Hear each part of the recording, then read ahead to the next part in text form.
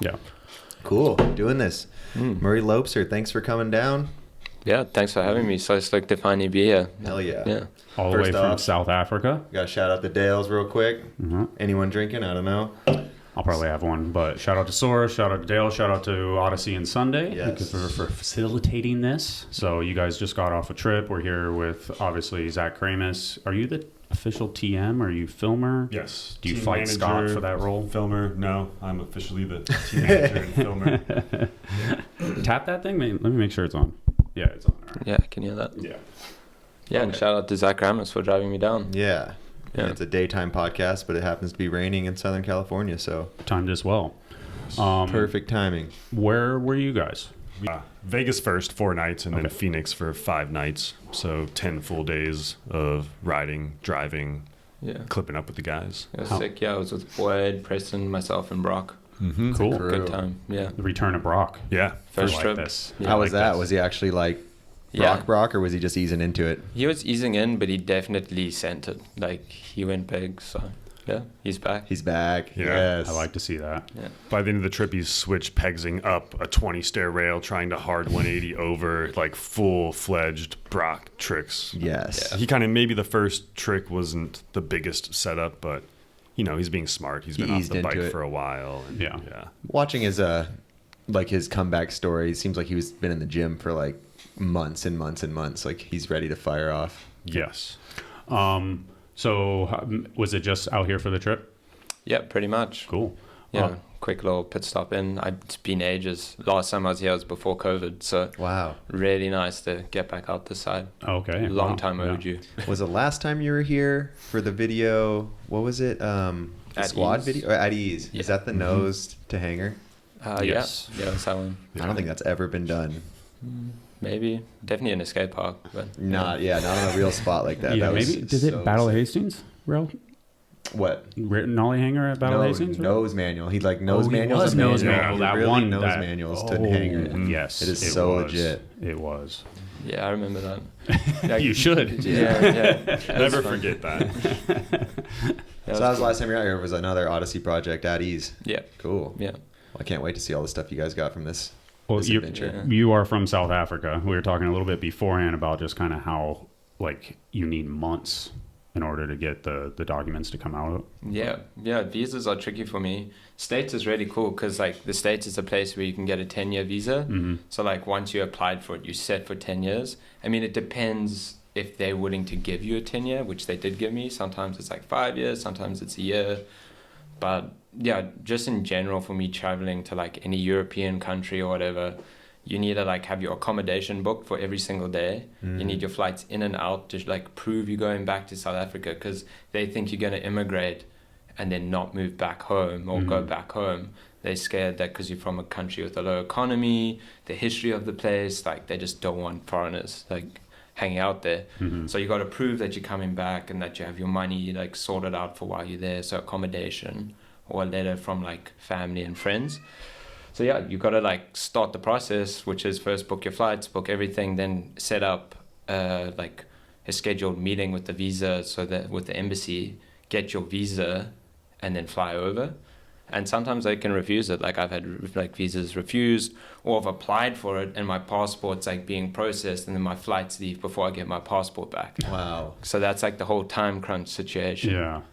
So it's pretty hard for me just going on trips in general, because I just have to get a visa before I go there. Yeah. It's amazing though to have made like the career you've already made, being like located where you're located and making it so hard to travel. Like that just proves you got the skills. Yeah, it just adds extra admin work, which is probably good for me because my brain's not wired that way, so it makes me a little bit more on it in general. Do they ever do the thing where they like go through your phone and make sure you're not working here and stuff like that? I haven't had that one yet. No. Yeah, it's been pretty chilled. No one stopped me or anything. When you come in, they question you, but they question everyone, like what you're doing here, why you're here. I'm just like, oh, I'm staying with my friend. I'm riding bikes, but I don't specify. Just be like, oh, I'm riding bikes. Yeah. He was telling me to go to was it the UK that you had to give the history of the past, 10 years of travel? Yeah, so like since Brexit, since like the UK split with the European Union, they've made it a lot harder to get your visa, your UK visa. So the last one I did, they needed the history of my last 5 years of all my international travel, not just to the UK, but anywhere. Everywhere. Yeah. So I had to dig out the dates. I had to dig out like Oh, where man. I was, how long I was there. Then on top of this, you're still paying quite a hefty fee. Like you pay for your visa and then it's not even guaranteed. So you're like, I Wow. hope I get this. Wow. And Every trip comes with so much homework. yeah. And UK is a weird one because it's one of the places where you pay per the time you're getting, where Schengen area is just a set fee and then they're like, okay, we're going to give you 2 years or we're going to give you a year. Like my last one was a year visa. So I could go for a whole year to the Schengen area. To what area? The Schengen area, it's like all the European countries like Germany, Spain, Portugal. Yeah, There's but quite a lot. England's not connected to that No. anymore. Wow. Crazy. And you're saying Greg, who's the only other South African pro who's really traveled the world through BMX, correct? He had roots with England, like family heritage. Yeah, so he was in the same boat as me. He had, they call it the Green Mamba. It's a South African passport. He had that, but because he had ancestral ties, if he stayed in the UK for, I think it was over 5 years, I think it's 5 or 6 years, then he becomes a British citizen. So he was like, okay, I'm going to do this. I'm going to move. He moved there. It's probably a huge reason for him to do that is so it's easy to travel. 100%. Right? Yeah. That's why he did it. Yeah. Wow. He made the move. He stayed there. Now he's a European citizen or England, British. Wow. Yeah. Because South Africa seems sick, like super nice from the footage I've seen, like a beautiful place. Dude, I love it. It's the best. Like, Yeah. so beautiful. You just get kind of stuck there. Traveling's a bitch. Yeah, that's true. But yeah, the place is beautiful, man. You got mountains, you got everything you can think of, from like warm water to like cold water to desert to like tropical. Like the country is pretty big and it caters everything.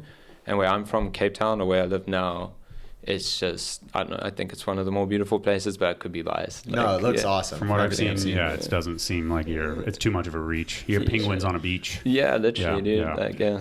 Before we started talking on here, I was saying it's interesting because you have the whole continent of Africa around you, but not too many riding trips have ever gone down anywhere besides South Africa, really, besides Courage's adventures. Yeah, I mean, Africa's vast. It's big. Huge. I feel like Cape Town's probably one of like the biggest cities on the continent, and Joburg, just South Africa in general. Like there's a lot of suburbia. A lot of the other African countries, I'm speaking under correction, but I feel like most of them, the cities aren't that big and they aren't the same. So yeah, I mean, the only BMX scene that I know of that's an actual like core scene is pretty much from South Africa. But obviously now you've got this whole Nigerian scene that's popping off. Like dudes are sending it. You can see them on Instagram. That's when Courage went and visited and helped with the skate park. Exactly, yeah. So it's cool to see them and you can watch their clips and be like, whoa, like there's more happening in the African continent. There is a BMX scene in the country next to South Africa called Namibia. It's a pretty small, tight-knit little crew, like handful of riders, honestly, probably 10 riders in the whole country. But they've got their little thing going on, which is cool. That's cool. Yeah. And you didn't grow up in Cape Town, though, right? I was born in Cape Town. You were born in Cape Town. I was born in Cape Town. Lived there till I was about, I think I was 10 or 11. And then my parents moved to like a small coastal town called Gansbaai. It's like 3 hours up the coast, the east coast. Okay. And yeah, it's like tiny little fishing village, no skate park, nothing like that. I wasn't even riding BMX at that point. I was riding mountain bikes. Okay. Like just cross country, like kind of like building a little jump maybe, learning how to wheelie. Yeah, and then when I was older, probably in my 20s, I think I was like 20, I moved back to Cape Town for BMX pretty much. Oh, okay. So when did you pick up bike riding? Or when did you pick up BMX, I guess? I got my first BMX when I turned 16. Oh, wow. That's pretty late by like kind of today's standards of things. Like, is that, and did you, what prompted that? What prompted the switch? Well, yeah, I guess I moved to that town and it was like the language was a different language. I speak English. It was an Afrikaans town. So like I wasn't super familiar with how people were speaking. Like I could understand it a little bit and I definitely got better with years of being there. So a different language in a different town? Yeah. It's That predominant. happens a lot in South Africa? Oh, there's like 14 different languages. Wow. Yeah. Okay, that's new to me. Yeah, there's a lot of different languages. Wow. The Afrikaans is like, I've heard that it before. almost sounds like It's almost made German. up. It almost sounds like Dutch. made up to Americans. Like it's like it feels like it's like slang and all this stuff to us. But I'm basing it off of that one group, that one music group.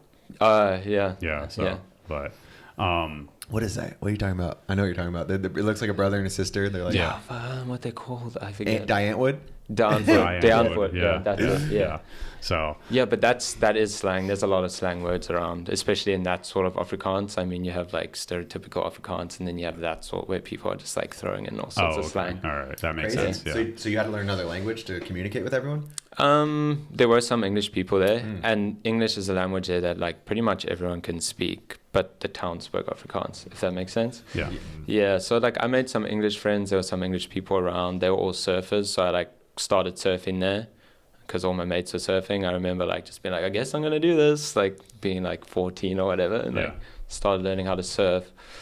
Was the town right on the beach? Yeah, it's coastal town, sick waves. It's so nice. So yeah, got into that, and then I remember we went on like some family camping trip like far from Carnsby, and it was on this farm, and these dudes had built these dirt jumps, these two brothers, Casey Bryant and Jeffrey Bryant. And I saw them riding, and the guy did a backflip, and I was just like, what? Like, you can do a backflip on a bicycle? Like, what? You know? And like, I had my mountain bike there because I was riding, so I was like, jump the jumps. I was like, wow, this is sick. And then I was like, just begging my parents. I think I was 15. Like, please, can I get a BMX? Like, I want to learn how to do tricks. Like, please, please. Yeah. And then on my 16th birthday, I got one. And then taking it back to like this small fishing town, I was homeschooled. Like, I went to school, and then when we moved, I started being homeschooled. Is it because there wasn't even a school in the town? No, there was a school. They just felt like it was better. I was like pretty ADHD, still am, I guess, but you learn to overcome these things. Yeah. And so myself and my two sisters, I'm in the middle. I have two sisters. They just homeschooled us. So I'd finish all my schoolwork, and then I'll just go ride. I'd be like, oh, I'm gonna go ride. I built some small jumps, like it's some like abandoned like plot that I found. The first video on your YouTube page is that the jumps? Yeah, that would be them. I'm gonna do it then. I'm sorry. Yeah, go. Like it's like. And there's also the really good video that like has like your heritage, and you talk about all this in the video we were talking about earlier. What's it called? I think it's Murray Moves, I'd imagine. That's a really good one. Yeah. And it shows that, we'll talk about it in a little bit, but the spots you grew up riding, like, yeah, they're just people's driveways basically. Literally, yeah, like because all the holiday houses, they're like, it's a holiday town, so like most houses are empty, so I'll just ride around, find a house that no one's staying in. I'd be like, okay, sweet, this is my spot, and I'd ride the driveway, like find a wall to hop on. So it was like dirt jumps and then these really terrible spots that you thought were sick. Yeah, that was it. That's how you got so good. Yeah, and then I'd watch. So these are the trails, I think. Yeah, yep. No, and anytime you ride dirt too, you can see it's in your blood. Like, you love it, and you're so good at it. Yeah, this jump was crazy. It was a flat run in. I would have to pedal like from static standstill. And you're by yourself for sure. Horrible. Yeah. It was just like a little town. It's not even a runway. You land. Oh, that's funny. I would land in rubble. And this is funny. Like, so I learned to 180 out the wrong way. So I'd 180 and then Indian out. Oh yeah. I did that. I did that, and then I went to Cape Town, like the town where the BMX scene was.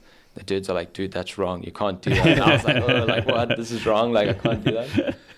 And so then I went back home, and I was like, remember like doing the whole like push against the wall, fakey cab out the right way. I was like, okay, this is the right way to do it. Nice. Pretty funny, but yeah. It's always funny when so people have the classic YouTube, like there's the spots. Those are his spots. His driveways. Yeah, the sister filming very kindly. Nice. Yeah, it's crazy. Yeah, your sister's really supported you a lot too. It seems like from that video. So did you? Dude, you how knew old that were you person? right here? You knew that house? That would be my second bike, so I'd probably be 17. You're so good after riding for a year. I just rode there. I rode and surfed. I'd do school and ride and surf. That's all I did. Yeah. Wow. Yeah. And you asked, did he know these people at the house? Yeah, is this like? Yeah, that's like, I was a kid. I never played computer games. Like, it just wasn't for me. So like, I would just. This was your computer game. Yeah. Yeah, pretty much. Did these people ever come watch you? The holiday house, dude. Oh, so no one lived there? No, holiday. That's why I could ride the houses. And honestly, And that was your skate plaza. Dude, I rode I don't even want to know how many hours I spent on that thing. Would you ever go? Jumping into somebody's yard. These were his spots. Like, you just got down at all these crazy houses. It is sick because you always hear that thing about like kids not growing up to have spots, you know, and it's like yeah. That's where I came from. Yeah. You're so naturally talented though. Like, 2 years of riding, just how you're already riding, it looks like, you know, like you came from another town that had the perfect skate park for you to learn how to do all this stuff. Sometimes I feel like when there's a lack of spots. I love it, dude. This is amazing. Yeah, it's pretty funny. Yeah. Yeah, when I watched that history video, it made me really respect him even more. Like that's literally my parents' neighbor's house. What happens if you went to go ride and there was people actually on their holiday there? Where you're like, damn it! Like I used to get bummed in holiday season. I'm like, I can't ride anyway. Like it's back to the books. Yeah. And did you build those dirt jumps too? Yeah. So my dad helped me a little bit. Yeah, my dad's super supportive. Like just. But no other kids in the area riding.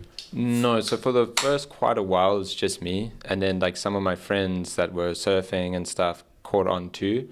But no one really, like, took it as seriously as me. They just, like, got a BMX, and just rode around. But never really learned how to do tricks and stuff. But, yeah, I'll just watch videos of, like, people like you and whoever. And then I'll be like, wow, this is sick. It's cool you're so, because a lot of people, the excuse of not having anything to ride or not having anyone to ride with. And you had both those. Yeah, or you didn't have either of those. Your one dirt jump you built in the driveway spots. Yeah, no one to ride with, and you made it work. Yeah, I loved it. It was fun. I just had the bug, I guess, And I did come from, I did ride mountain bikes. So when I got onto, a BMX, I had a good understanding of a bicycle, bike control. You don't see many people go that way, mountain bike first and BMX. So, the story usually goes the other way. True. With, the bike control, it helped from the BMX to the mountain bike. But yeah, I think it was might still be, the first time I've ever heard that. Yeah. Is your family athletic? Are they all into sports? My dad surfs. Your dad just surfs? Yeah, so I surf with my dad still. He also rides mountain bikes a lot. Okay. Yeah, and then my mom's athletic. She'll do occasional mountain bike ride and stuff like that. But yeah. So what year is this? You said this says 11 years ago. So was that was it 2014, and then 2017 is the Common Crew video. So how do you? What happens in that 3 years that all of a sudden? Yeah. Zach can do it. You want to let the cat out? Okay. Yeah. I mean, she'll keep me out. I guess Greg at this point was I guess Greg had started seeing my stuff maybe a little bit, just the online things. Then he was still bringing out a lot of pros at that point, which was amazing. He did all these, he made Make It Happen, that DVD. Yeah. So you bought pros out for that. It was usually based around Night Harvest, a dirt jumping contest. Is that online? Make It Happen? I don't know, but that was a really good video that got a little overlooked, honestly. Harrington and stuff like that? The video is sick. So good. Full-length video. They travel a bunch for it. Shout out to Greg Illingworth, because he did a ton for the scene. Still doing it with the coaching. We'll let it play a little bit. Every time he rode, he put his passion into it and killed it. His clips, the jams, and the best human, just such a nice genuine human being. He helped me so much, in terms of where I was going. So yeah, he would bring guys out. There was the Monster Street series, and he would bring riders out. Look at that spot. Crazy, yeah. So this is Make It Happen? This is Make It Happen, yeah. This is the intro. This is all online now? It is online, yeah. Okay. I think Tammy had a part in this too, huh? Did he? I think so, or at least some clips. What was the premise behind this?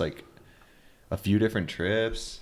I can't remember. It had a premise to it. Must have been three trips, and they tried to bring all the same riders or something. Yeah, maybe. Yeah. Oh yeah, you'll see this China. They'll have all the names now, probably. Or maybe it was 3 trips, and he brought different people. Kaczynski on there. Yeah. We're getting a little refresher. Ed Zunda. Haven't heard of him in a while. So we can keep talking a little bit. Well, I mean, we don't have to watch this whole thing. I would like to watch this whole thing, shout actually, but it's a good video, yeah. I haven't thought about it in a long time. I remember Greg having some savage clips out in China and stuff like that. But yeah, Greg always got down. So Greg was obviously he's in Cape Town. Or where did he live at this time? Joburg, but actually, I think at this point he was already in the UK, maybe. Yeah. Oh, really? Yeah, and then he would come out with riders. I'm speaking under correction. He was still in Joburg, but it's literally on the other side of South Africa. It's a 2.5 hour flight. Oh, okay. Yeah, it's pretty far. So he was just from a different city, but Cape Town's a place where you want to take riders. This is beautiful. Mm-hmm. It's a beautiful city. So he would bring people out, and then I would go from my small town to these events, and I'll just watch. I remember I didn't even have pigs, I think, at that point when the first Monster Street Series came in. I saw guys grinding. I was like, oh, you can get pigs. What the fuck? You can backflip, you can grind. Yeah. Wow. Yeah, it's one of those. It was Benny Al was there, Ed Zunda. It was when they were filming this. Oh, okay. Yeah, all right. So I was definitely just watching, geeking out, being one of those little kids watching everything. And That's so crazy. Like to me, like how established you are as like a pro in the game, but like what you were coming up, you know, like it wasn't that long ago. All No, the stuff not that long that he's ago, talking yeah. about when he was like, well, you can grind. Yeah. You know, like Yeah, I feels like remember. that was like 5 years ago. Yeah, I think I had one peg on at one point. Yeah, it's the one peg era. Then I put on You're doing two. hang fives or rocket manuals? I think it was just back peg trying to ice. If I'm Just not ice mistaken. picks. All right. Yeah, I think I put it on the front and was trying to smith two, like just random stuff. Sick. Then eventually I had 3 and then 4. Yeah. Like the classic PVC, like piping over the steel peg situation. Yeah. But yeah, Greg was like massive influence because like he was bringing all these riders, so I could see that people were doing this stuff. And then the local scene kind of took me under their wing. Like they invited me over, so I'll go out from Carnspa, I'd drive out, like stay at their house, and then we'd do like little trips with the local boys, Brandon, Kevin, Jason. They all still ride a little bit, you know. And so they kind of like helped guide me because they were like they knew BMX. I was just like on my own, you know. And then that all happened, and then Greg kind of was like, dude, like you're pretty good, I guess. And he invited me to like a mongoose jam in Pennsylvania. I can't remember the year. It was probably like 2017. Well, the Common Crew one's 2017, so I mean, It was before that. Before, yeah. So that was the first time in the States. Yep, And pretty then- much. So he, like Greg, you know, obviously, I think the premise was like you build your own team, kind of like a Battle of Hastings. Oh, actually, I remember now. Sorry, it's just foggy. Yeah. It was Common Crew trip, and then I went to the Mongoose Jam after that. Same trip then. Yeah, it was after that. Because, I remember I broke my How'd you friend. know the common guys already? So Denim and Reed Star came out to Cape Town. They were filming with Antoine. He's like a French filmer. They were making like some videos. And then we were just like showing them around. So we were like, oh, he has some spots, wada. I joined for a couple of days and I got along with Denim pretty well. Denim is the man. Yeah, dude. And he was like, oh, bro, just hit me up if you ever want to come out to California. And like, I think it was literally like 2 weeks later. I'm like, hey, bro, can I come stay on your couch? I knew like I had to go. And then I knew about the Common Crew. So I literally just sent Francis a message. And I was like, hey, dude, would you like to film a video? And being a rad dude, he just was like, yeah, sure. So Fuck yeah.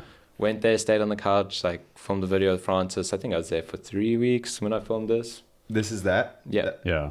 Oh, so And then you is were this- already on Red Bull and everything. So Yeah, everything happened fast for you. How do you get on Red Bull in between this, I guess? Like, Yo, I mean, it's all pretty crazy. So it's all people looking after me, I guess. I had a good friend, Wayne Raichi. He's a photographer. Damn. He got into shooting photos through BMX. He was just a rider, like a top rider from Cape Town, built dirt jumps pretty much. And then same thing, I guess they saw talent in me or something, and he was like, oh, wow, look at this guy. He was shooting photos for Red Bull, so he just put a word in for me. And then they were like, okay, like, let's have a look and see what he's about. And I was on a thing called A Friend of the Bull. It's like where they watching you, they give you some cans or whatever, but you're not on Red Bull. They'll maybe help with a flight somewhere and this and that. So I was on that, and that's when That's cool. They do that. I never. I was kind of like what Brock was on that for a little bit because I would see him kind of like a like full post. thing. He'd post Yeah, a that's little sick. bit of Red Bull stuff occasionally, and he was like kind of getting in there. So maybe they internally they called that friend of the bull or something. Yeah, so you're not on a contract or anything, but they're helping you and they're like watching you and seeing how you're gonna be with the brand, I guess. So I was doing that for a while. It was a year that was after school, so I would have been 18 to 19 when I was on that. And I took a gap year because I was like, I didn't really know what I want to do. My parents were like, it's fine, you can do that. They weren't trying to push me into like doing any studying straight away, which has worked out pretty well for me. So in that gap year, I got sponsored by Red Bull after being a friend of the Bull. And that was all through my mate Wayne, who was like, had the connections and was just like, hey, there's this person. And what had happened was, I don't know if you guys know Buddy Challen. No. He was a Red Bull rider. He rode for Red Bull for 10 years. He had a fly colorway. Anyway, super Wow, amazing. How the hell do we not Buddy, know? yeah. Buddy Challen. He's insane. It's like super nice guy. A South African? Yeah. Wow. A few people Shout like out to him because Catfish knew about him. I remember he was like, oh, is Buddy Challen still riding? is he? What era is he from? Cape Town. No, like what? Like how long before Greg was he pro, or was he in like Same era. same era? What the Yeah. hell? Huh. Yeah. I'm sure I know him if I seen him then. Yeah. And just super stylish, kind of like a Sergio Leos type He's rider. on Fly, I would assume. Yeah, like just boosting, transition. Yeah, riding. I feel like I know. Crazy. this Yeah. guy. I don't know if I spelled his name right. Challen. Like Challen, like that. Yeah, that should be it. Yeah. Nothing. But there's not many. He's underground. Yeah. Yeah. Anyway, so he was on and he left Red Bull, and that was Opened up when the I spot. was kind of being that young kid, and so they put me on. Like honestly, I still wonder why they did. Like I was just Good move on their part. yeah, it worked out in the end, I guess. But yeah, so then that's how that all happened. That might have been when I came out. Would have been the first year that I was on when the Common Crew. When I came, yeah. Yeah. Mm. And that, I mean, that's pretty great. I mean, obviously, like, I think the way it's separated is like you're on Red Bull South Africa, right? Like Yeah. Red Bull, you know, like North America and Poland and all that stuff. Exactly, And, they have their areas. Yeah, But I mean, it's pushing 10 years. Yeah. That's crazy. So I mean, It's crazy your first like it's trip. yeah, It's like you got the logo on the wrong side though for the podcast. Oh.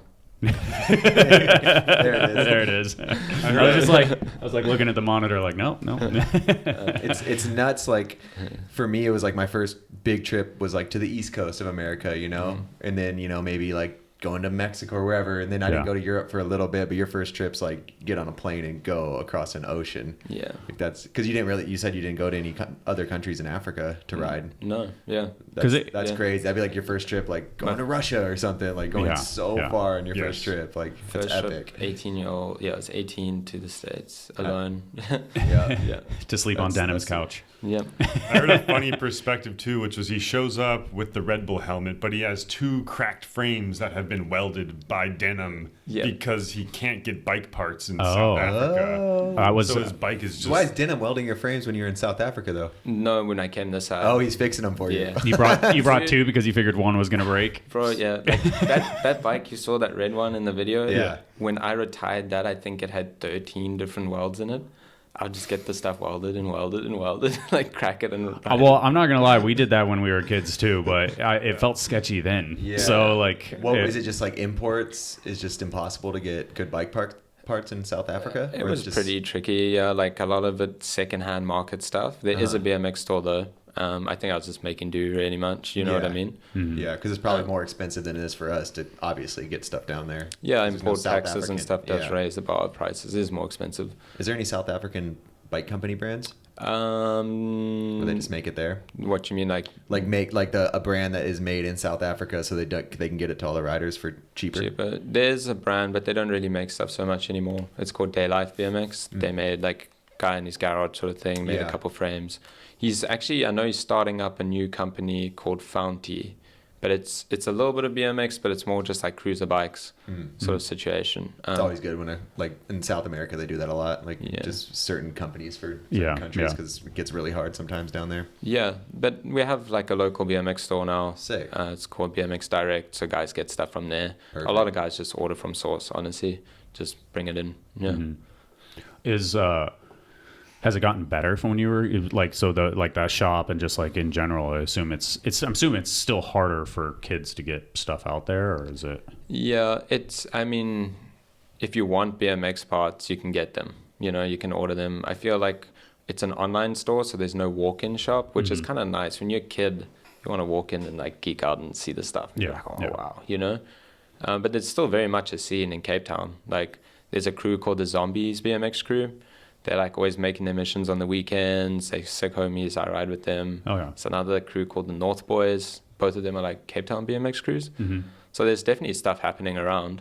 That's cool. Yeah. There's still that event every year too. Ultimate X. Ultimate X. Yeah. Yeah. That's literally around the corner. It's like 1st of March. It's happening. Sick. Yeah. Boyd's coming out and a bunch of other dudes. I'm sure Kevin will be there. Nice. Yeah, they're switching it up. So it's like going to be like a dirt jam, a street, like kind of Battle of Hastings style, like rail jam, I think. Yep. And then like a park jam event thing or something. You probably know more than I do. Average those scores. Yeah, well, like cool. It's like I think it's just a mix. That's like really it's like cool. meant to be just like a fun ass BMX weekend. Just to hang out, media. Yeah, not like the full like park event style thing. Yeah, I'm super excited. It's the first day they're doing it. Yeah, so I think like the one day, I think it's Friday, they're doing the dirt jumps, which is like that place looks insane. Yeah, the compound. Yeah, that's where they're doing it at. Yeah, dude.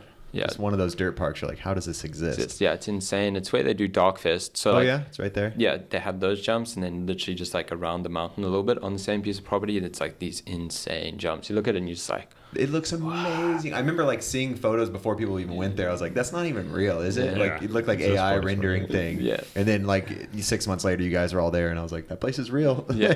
This is it, right? Yeah. Yeah. That's just a dream to have a. Yeah, Public dirt spots are just so fucking sick. Yeah. And this is like maintained by the city or something, or is it like a company? No, it's a guy's property. Wow. Oh, it's just a dude's property. Yes, It looks like a company with all the buildings and stuff. No, so the dude that owns it is like pretty, like owns a couple wine farms, and his son rides. So he was just like, okay, like Justin the builder, you can live here and build these jumps. That is epic. Yeah, so you can't go right there whenever you want. They organize like days, and then you can go on this day. And everyone knows about it. They post about it.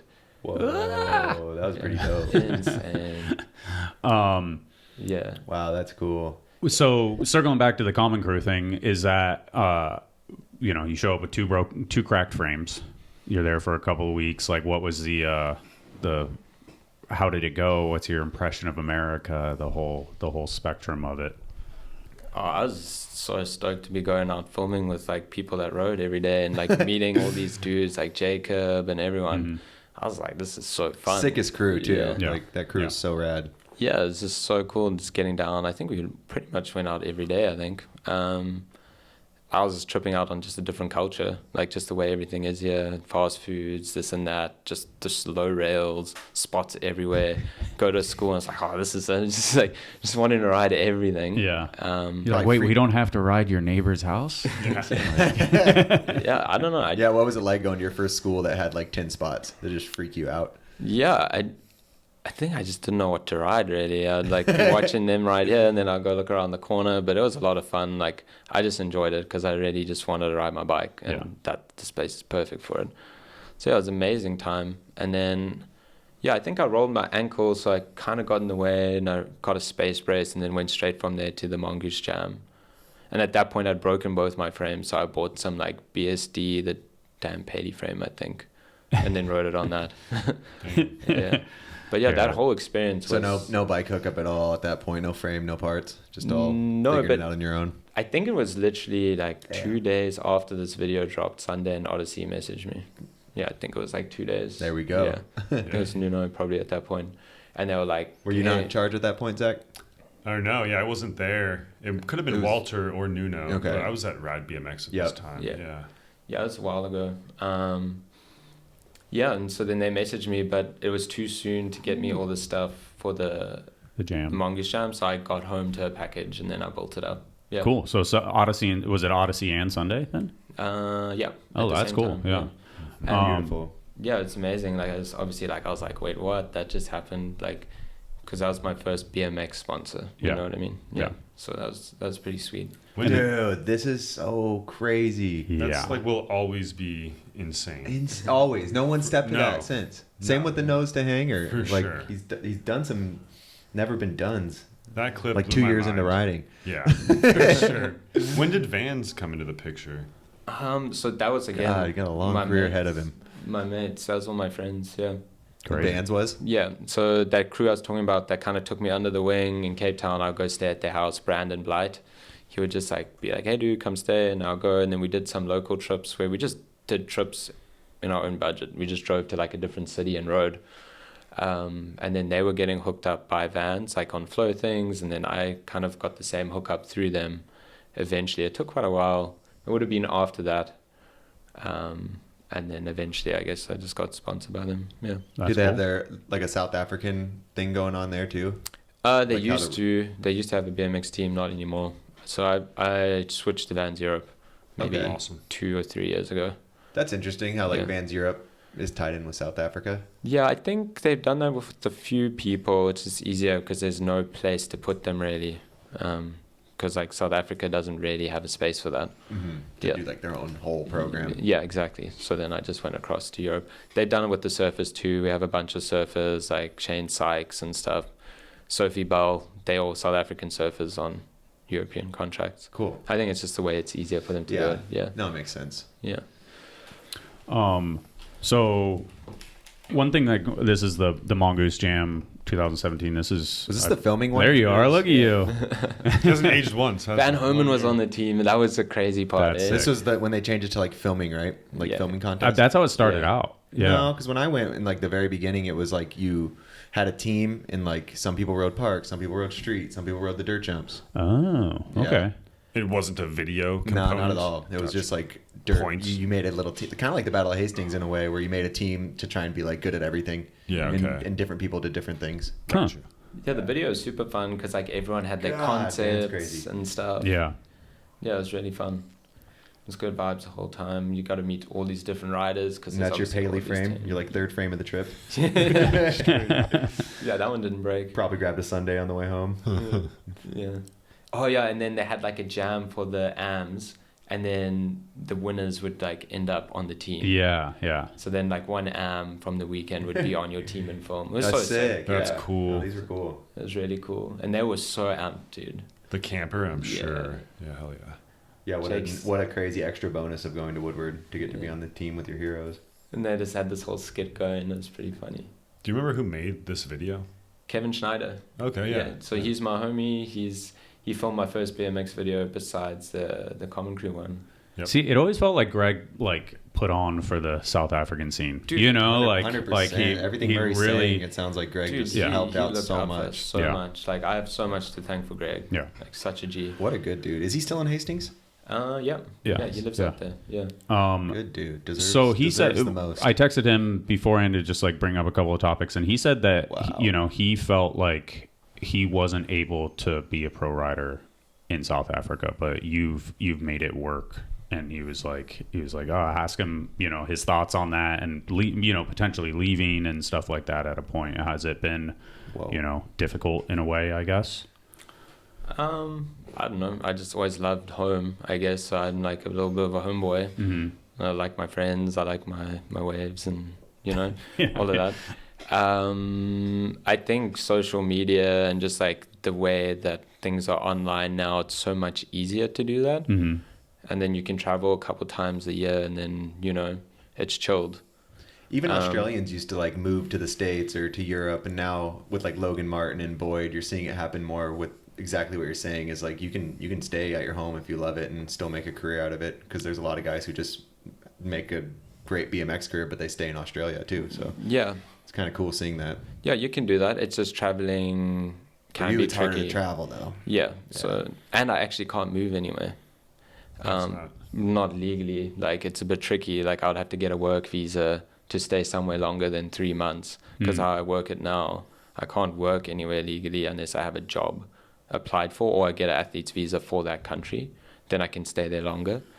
But I literally can't move anywhere unless I get married or have some job where they're saying, hey, this guy's coming here to work here. Yeah. So I actually can't realistically move. And I have no ancestral ties to do what Greg did. So I can't be I'm going to be a citizen after this period of time somewhere. I've looked into it. My family's looked into it. I'm pretty South African bound. Well, you love where you're from and you're making it work. So yeah, and I can travel and I do travel. Yeah. So it's pretty sweet for me. I think it works for self-motivated people because it seems like you are, we'll get into the other projects, but you've done really, really cool projects with Wayne and stuff like that, where it's conceptual, where it's you're taking around a ramp, or it's just wall rides, or it's shapes, the shape thing and stuff like that, so where it's it works for somebody like you that is gonna make something happen. But then other people are waiting for the phone call to do stuff, and if they're in South Africa, they're not going to get that phone call. Yeah, I mean, it's got to be hard from a TM perspective to bring him out, I would assume. More expensive and just more logistics around it, but very worth it. Of also, course, yeah. But yeah, it probably has its. It's definitely more expensive, but when he's out here, he's here, and he's he knows he's going home. So I'm sure the trip he was just on, it was just stacking footage the whole time. Yeah, absolutely. He's out here to get it. He's not in Vegas and Phoenix whenever he wants. It's got to go across an ocean. Yeah, it makes it that much more exciting.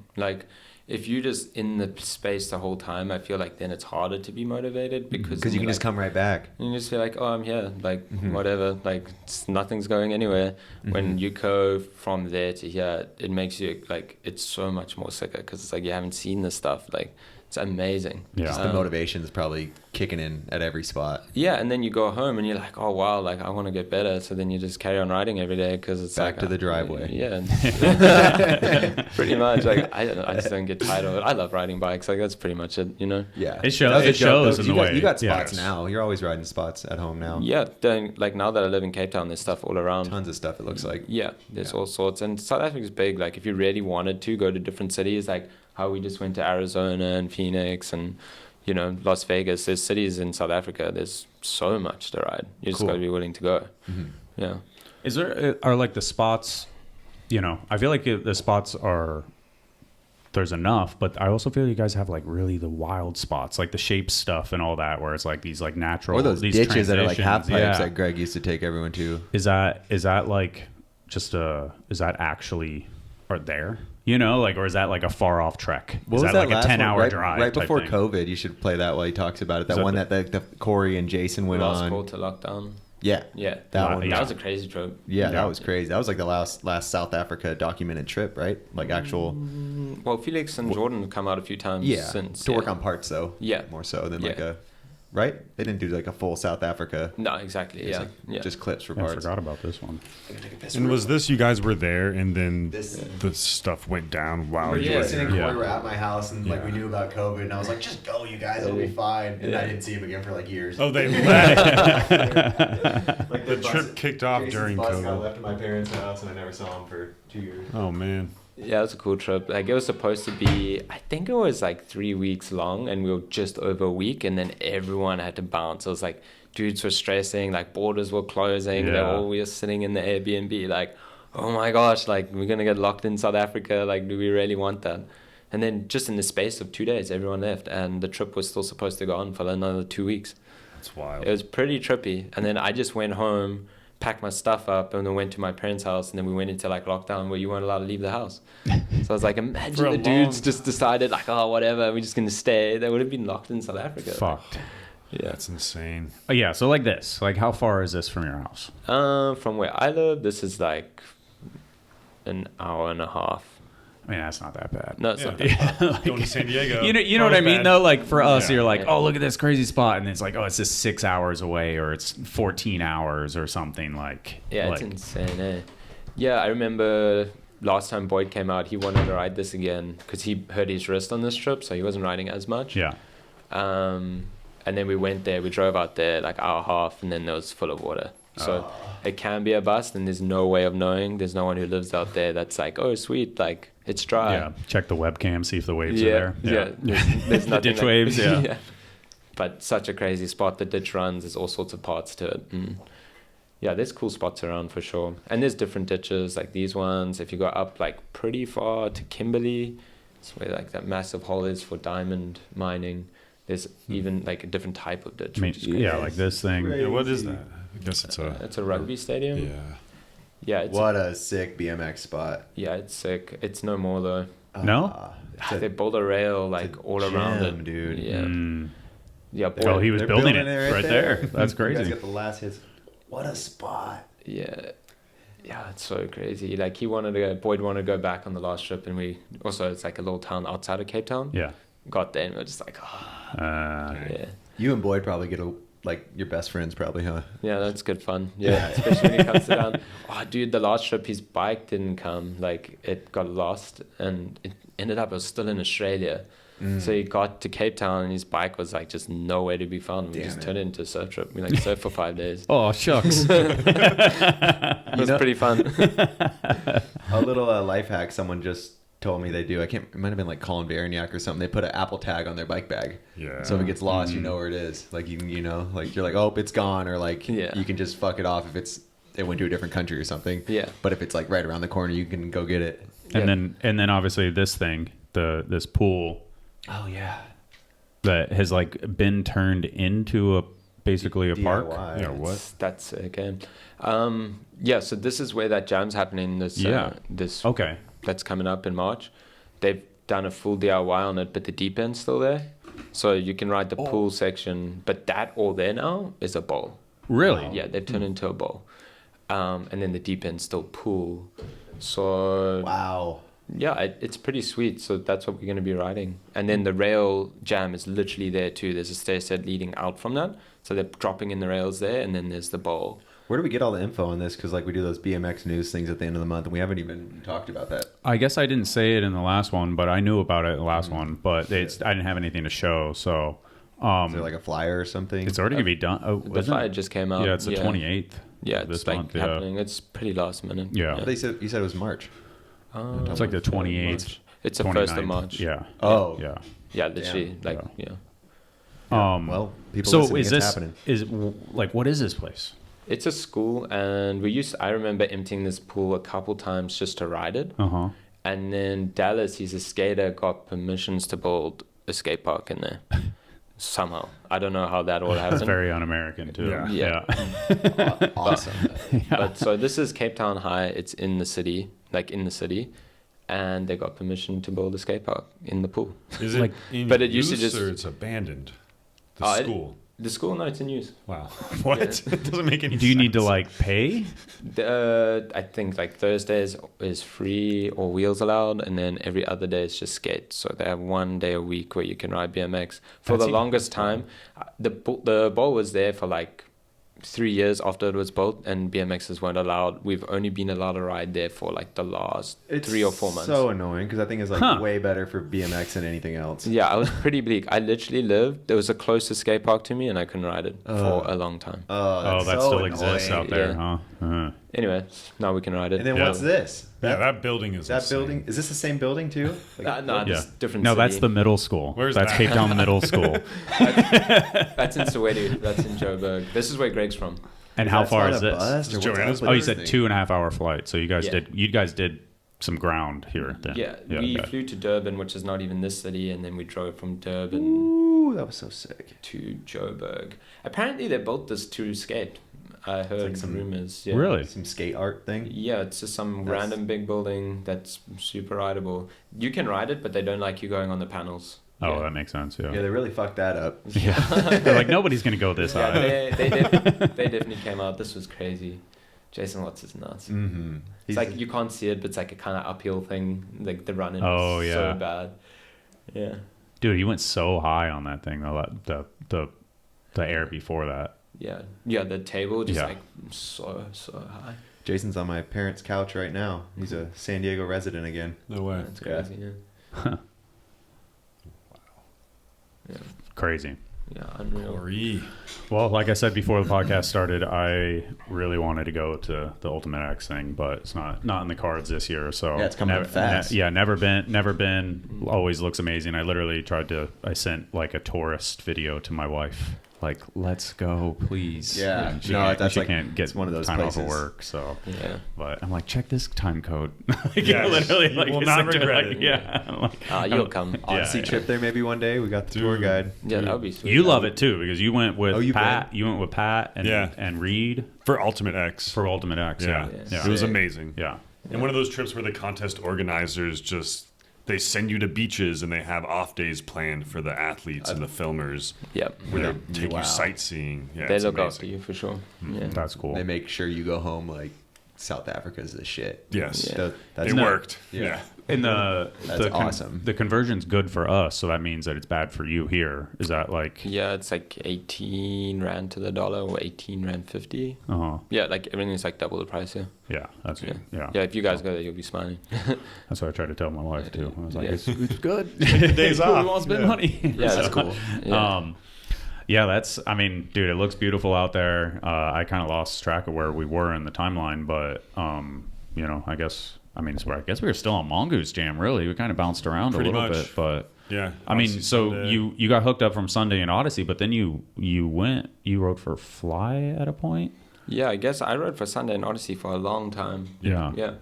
And then I guess I went to Europe a couple times. I came out here again, filmed at Ease Mhm. with Zach and that whole crew, which was a super good time too. Yeah. I think it was another 3 weeks sort of trip to film that part. Yep. I think it was 3 weeks, yeah. Went to Arizona with Preston and Gary. So yeah, that was cool. Mm-hmm. And then made the switch to Fly, but that was pretty short lived. Yeah. And then went to We the People, and now I'm there. Yeah. That's real Yeah. recent. Yeah. We the People, correct? Like that was 2025, or did that happen? 2024, maybe 2024. like. Yeah, I guess it just turned 2025. Yeah. Yeah, I mean, maybe 7 months now. Yeah. It's been How'd sweet. that all come about? So Felix and Jordan did a trip to Cape Town. They actually did the Vans Unfiltered video where I was with Felix, and Jordan was just on that trip because he was filming with Rich. It just made sense for him to come. Always wanted to come to Cape Town. And then we filmed that, and I guess I just got along with both those dudes. And then they did another trip, the We the People Silent, and I was still on fly at that point. And Paul came out because he's at TM. And I got to meet Paul, and we just like, the whole group clicked. Like we just went around filming, went to spots, got to meet Paul. And then it was kind of through that it just all came about, you know, just being friends. We're all the same age, all homies, get along well. It just made sense, you know. Nice. Yeah. So it's been Odyssey the whole time, but Sunday fly We the People. Exactly. And Yeah. You feel like you found the Is right it- home. Yeah, definitely. Is it hard with the, like, you know, like you have like Shadow and Sabrosa where it's like all the dudes ride for all the dudes, like from like Odyssey's perspective, do you guys want people all under the same roof where it's like, you know, he's like, oh, I got an offer for fly, and you're like, well, you need to be all fly, or, you know, like, I don't know how it works, but like we try to not have too many crossover riders that are on both brands, and then in the same breath, especially for someone like Murray that lives on the other side of the world, in my perspective, I felt like riding for a brand that's closer to home could be more beneficial with just more trips happening around his area. yeah. And it's cool because We the People can bring him here. Odyssey brings him here. And Yes. It's like a win-win for both brands Yeah, crossing it's over like- through him. Rather than Sunday Odyssey, it's, you know, the same roof really taking him everywhere. You Yeah. get more shine across the board. Yeah, it works. I think it's better for Makes the. sense. I've always been like the all under one roof thing. Like I get it from the brand perspective, but I always feel like from the rider thing, it's like you're kind of like not all eggs in one basket. Like, but Kinda. it's like it is, but not makes like sense. that's like the main issue. But I just feel like you get double the trips as a rider. For You sure. know, like I feel like one brand does one thing and then another brand does It's another cool thing. too. It's that like Yeah. like through him, it's like the two brands kind of working together too, which is nice in Yeah. BMX, seeing Yeah. a couple brands work together with one rider rather than like everyone Yeah. all eggs in one basket or whatever the term. What was is. the Taiwan? You guys did that Taiwan video? That was who filmed that? Was that That was with Bruno. It was Bruno's project. He was like, hey, dude, do you want to be a part? I was like, obviously. Oh yeah, that Yes. was so yeah, we were sick. talking about that one. Yeah. Well, let's do At Ease because this is the one that you were talking about. You filmed this, Zach, right? Yeah, this was the first time I met and filmed with Murray. Yeah. This was like 2018, Yeah. Super good time. maybe 19. Sneaky before the poll too. Yeah. Yeah. Is this after the nollie gap grind or the nollie gap out into the street? That clip, like, Which nollie gap to the street? let's see if it's in here or not. It's denim. Ooh, that yeah. was so I love proper. the BMX family, man. Like how they Yeah. just invite you and you're like, I don't even know this dude. They come. Sick. Yeah. Where? And this was definitely the last part in the video as well. Yeah, I feel like he just did so many big setup 2 weeks. stuff. Yeah, in a short period of time that it was just undeniable. The infamous CVS. Ooh, Can't believe so that. sick. Yeah, we drove past it today and it wasn't there anymore. I was like, Oh, what? really? Yeah. The whole building's gone. Wow, Yeah. just got rid of the whole thing. It's so funny to think of like, why do you tear down the building? Nah. Why is it? Put up How does condos. it make fucking sense? It happens a lot, like when you're showing people around, like, and then you're like, oh, I'm going to take him to this spot, and then the spot's not there. Yeah. That is so fucking sick. You're so much essentially commitment. completely vertical. Like the rail is so steep, you're going down. Oh this. man, yeah, you Oh, had to be in sorry. the perfect position I on keep the on nose it. manual right at the end to pop into that. Yes. Yeah, I think I nose iced it first accidentally. I got like a little bit back, and I was just like, oh my gosh, my backpack is going to go under, and it just... man. Dude, look how steep he is. Oh, perfect. Yeah. He also nose barred down the set afterwards for Instagram just to do that much more. Amazing, dude. Amazing. Yeah, that part. Yeah, it was good fun. Good yeah, fun. when that came out, it was like, this dude's... I already knew you were good from your previous stuff, and that one was like, this guy's here to stay. Yeah. He ain't 100%. messing around. Yeah. And two, knowing like the inside of things, I knew he's from South Africa and he's probably only here for a couple weeks. So I was like, this fucking guy is so good. He got after it. Yeah. Absolutely. Where was it? I guess another big deal. So is that, what are your most proud of? What's your most proud of part at this point? Sheesh. I don't know. I feel like my Welcome to We the People, to be honest. That one's great. Yeah, I enjoyed that, and it's just good times. A lot of it was like. That's your most recent part too. Correct? That's awesome. That's your most. Yeah. You're most psyched on that. I just like the way it's put together. I feel like it was authentic to the way I ride. Like I do ride a little bit of everything. Yeah, a bit of like piggybacking off trips, like clips that weren't used for videos, but it was still nice. Yeah. Like quite a bit of it was from that Taiwan trip that we filmed with Bruno. I just had extra footage, so that's from there. Was it Taiwan? What was I talking about? I was like, where the spots, you guys killed the spots. You did Japan too, though, right? Yeah. Okay. Yeah. I was like, was I tripping? Wrong country? Same, yeah. Just maybe I was thinking Japan then. The Japan one came out around the same time as this, right? Yeah. Yeah. That one's really good too. You guys destroyed it there. Yeah, I think this might be it. Yeah, just felt nice, felt authentic to me. Who filmed it? Rich Phone. Oh, okay. Richard. I knew that. Should have figured that out. Yeah. So yeah, it's a bit of everywhere, like some Cape Town stuff. So that was filmed when Jordan and Felix were out. Wow. Nice. Yeah. Spots nice. Jordan and Felix were out for the Monster Silent video. Silent, okay. Yeah.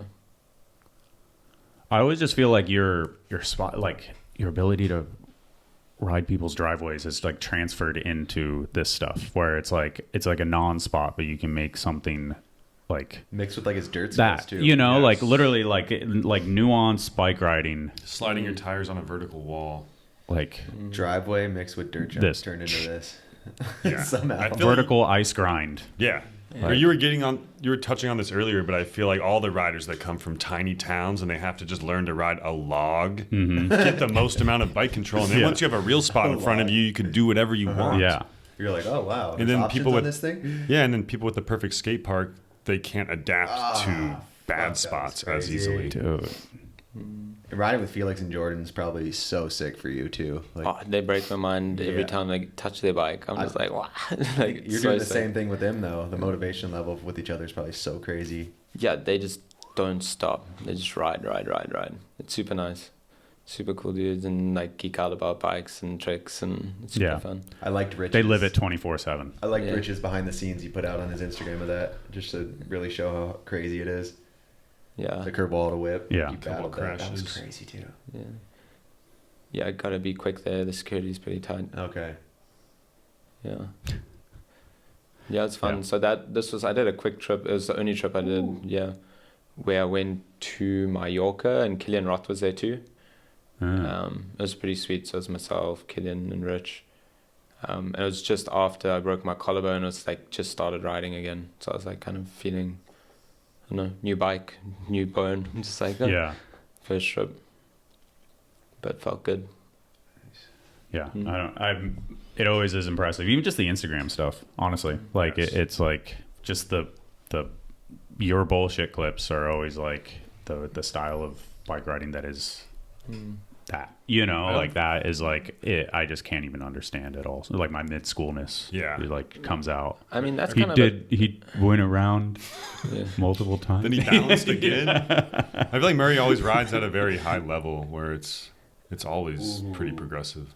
Yeah, I think like that's a topic in a way in itself. It's like, what do you post on Instagram? Yeah, you know, because it's like you can either post a whole lot of stuff and you're not that proud of it, or do you want to put stuff that you're proud on? Like, you know, there's that topic, and it depends how you ride, I guess. But people may think that I'm better than I am because I post like stuff that's actually tricky for me a lot of the time. You know what I mean? And it's you know, like, but an artist's not going to put out like a bad painting on their Instagram. Like, they're going to put something they're happy with. Yeah. It's the same, you know, it's like you just want to put something that you kind of like. Yeah. You want to be proud of it. You want to, but even if it is the lower echelon of your output, you know, you still, I mean, I would assume that it's kind of the same for you. Yeah. It's nice. You want to, you know, your video part's different than your Instagram, but you're still doing sick stuff on your Instagram that's impressing people and that you're stoked on. Yeah, as long as you're happy with it, you know. Like, not everything's a masterpiece, but you want to be proud of what you're doing. What about like the balance between kind of the heavier stuff that you film and like the jibby stuff? You know, like video part? Video part, yeah. I mean, it's like, you know, it was like both for sure. Nose 180, full cab, tail tap on a slant wall to 180 out, and then followed by a huge hop drop. tires whip, off a drop. Like, I don't know, how does that? I don't know, just when you go to a spot, I mean, everyone knows how it is. You just go to a spot that it's like, this is what it wants you to do, and then you're like, sick, I want to jump off this roof, or I want to sit here for hours and try the same thing. Like, just let the spot speak to you. Yeah. I feel like Murray's always open to whatever's in front of him, where he's not necessarily like, I want to jump off something today. It's kind of like, if there's the thing to jump off, he's like, all right, this is what we're doing. And his brain just starts calibrating and like getting ready to jump off the thing. Or if it's a tech thing, then it goes the other way. Yeah, I feel like I've had a lot of knee issues, and I kind of like jumping off stuff less and less, the more technical. But that's just because of my body. But I still love it. Like, it's so fun. Just like, I'm gonna do this now. Like, or maybe be hitting bigger rails now. It's like a big spot but less impact, but still some danger there. Yeah, true. Yeah, because I was missing a lot of my meniscus. Like 80% of it got taken out, so my bones are pretty like grinding. Yeah. So try not to jump off too much. Make it count. Yeah, but tires make a big difference. Like, I run them quite soft and squishy, and it's like, okay, that's like some suspension there. It's pretty sweet. Yeah. What about from your perspective, Zach? Like, when you're like, all right, Murray's coming to town. You film the At Ease with him, and then you obviously know spots in Phoenix and in Vegas at this point pretty well. Yeah. Is it like, you're like, all right, Murray's gonna love this one, or what's that experience trying to show him stuff? Part of me is like, I wasn't super worried about being able to provide the right spots because I know how capable he is. And then part of it is I want to decide on spots with the riders, because sometimes I'll feel like these are the spots that I need to take them to, but we go there and the riders aren't feeling it. Yeah, they're like, look at that rock over there or something. Yeah. So sometimes I'll get on the trip and then kind of go through spots with the riders once we're there, and then kind of like plan the next day or two. But with that said, I definitely do get excited because I know what he can do, and it's kind of like, oh, maybe we can go to this thing and he could get this done. But he has a way bigger group of spots that, like you said, the capability level is awesome. Probably as a team manager and filmer, you're like, definitely. He might like all these spots. Yeah. Like, I had a handful of things in Vegas I definitely I knew he would thrive, but I wasn't like ghost riding specific stuff too much. Yeah, it was cool. I love that part about the van. Like, we're all like sitting in the back driving there, and we're like all looking at spots, and we're like together, like, okay, we want to go here, I want to go there, and it's pretty fun. Yeah, Boyd would be searching AZ BMX and like watching an old ride BMX video, and then there'd be like a roof to swoopy ledge, and we'd screenshot it and like send it to Canode, and then we'd get that pin and be like, all right, we got to go to this. Yeah, the dynamic of that. It's so that fun works better nowadays, because Boyd is excited about what he discovered. Because sometimes there is that aspect of like, you see it and it speaks to you versus like, hey, look at this. Yeah. There's just a different energy there. It used to be so hard. Now with pins and connects and phone and sending stuff, it's so sick. Like, you get to so many spots. Yeah. It's more specific too, where I feel like in the past you might be like, there's a ditch down here and there's a couple things. Now it's kind of like, let me see 3 angles of this ditch to decide if we're going to go over go into 3D mode. Way better now. Like, on trips, it's like all day you're trying to get at good stuff. Yes. Not like before, where you're like, just huck it. Like, wake up in the morning and go search the ditch. Ride something. Yeah. Now it's like, ride the best thing we possibly can. Yeah. Which is sick. I always feel like stop the van. Like, we still stop the van. Like, on this trip, we were like, okay, we're going to this spot, this spot, this spot tomorrow. Like, kind of a good plan. We're driving, we see something out the window, we still stop and ride it. You have to. Yeah. Yes. I love that aspect of it. Like, it's like, oh, wow, like, that's it. Like, we didn't know that's it. Let's go ride it. Like, one of his heaviest clips we got was a rail that we just happened to be driving past between Vegas and Phoenix, and it was like a rest stop, truck stop, huge rail, parking lot to parking lot. Sick. Yeah, he handled, but yeah. That's rad. I always feel like the spontaneous clips are the heavy clips, because you don't wake up in the morning and go, all right, I'm going to do this fucking giant rail. Yep. You like find it and you're like, all right, well, I'm never coming back, I guess. So that's true. Do it now. Yeah. So absolutely. Yeah. What else? So is it a project? Is it a road trip or a video parts? What are we doing? We are stacking for a project to come Odyssey out later 40 this years. That's the video concept. It is Odyssey 40 years. You guys have made that public, so it's not a big jump for me to make. I did not know that, so sorry to spoil it. That's the project. But I mean, 40 years is huge. Like, that is. Like, also, look at that shirt. Shout out to Jake Seeley for the vintage Ride BMX t-shirt. Yo. That's an actual ride shirt? It is. Yeah. That's like a 94, 95 shirt. Yeah. Because he owns his own vintage store. The vintage shop, yeah. And a dude came in with a couple of these. Probably like, you get them when you subscribe. What is this shop? Because I want to get that shirt right now if it's on there. What's the name of the shop? Or no, the dude brought this in and then Jake like gave it to me. Like he was you said he brought it. He said he brought in a couple though. So if there's another one, I want it. It's a Bomb Shack. Bomb Shack Vintage is the name of Jake's shop. Shack Vintage. That's rad. That is an amazing shirt. Yeah, and I got another one that has a bike. It's a bicycle, and it just says Transworld BMX. It's like a green shirt with a yellow bicycle. I know that one, Yeah. But this one, I could tell, is just old. Dude, that thing's sick. Mm-hmm. But yeah, this is Jake Seeley's. I knew he started this. It's sick. He's killing it. Yeah, he knows. He's been in this game, deep in the game for a while. And yeah. I knew you'd appreciate Give me a ride this. shirt. Nice one. Put him on the spot there. Vintage one. He'll probably get one coming in. That's cool though. I mean, 40 years. I mean, like I was saying, 10 years with Red Bull is crazy. 40 years as a brand is insane. Wow. I mean, essentially pushing 10 years with Odyssey too, which is crazy. So, I mean, that's it. Dude, that's insane. So, yes. I mean, what other brands have been around for, Mongoose? Yeah, 40 years? I don't know. Not a lot. I mean, Fit's on like 25 this year. Yeah. So, it's like 40 years as a BMX brand. Huffy, or just some of those like really But they were gone at a point. GT maybe, but they're gone again. So it's like, I mean, what other brand? Is there a single other brand? Haro maybe? Haro maybe. Yeah. But I think like now because Bob Haro started that. Yeah.